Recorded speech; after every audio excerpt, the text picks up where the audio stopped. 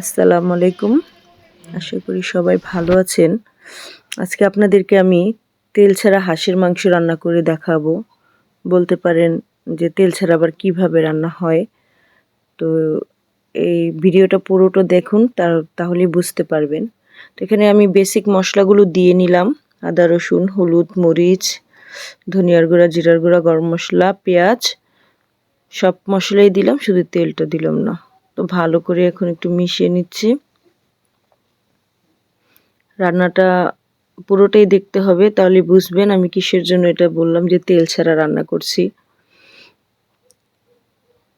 এখন এটা আমি রান্না বসিয়ে দিলাম, মাঝে মাঝে একটু নাড়াচাড়া করে নেব। যেভাবে আপনারা হাঁস রান্না করেন সেভাবেই রান্না করবেন। শুধু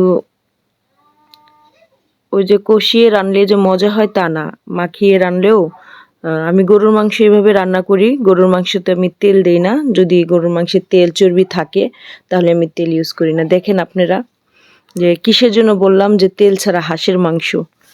এই হাঁসের মাংসটার থেকে দেখেন প্রচুর পরিমাণ তেল উঠছে।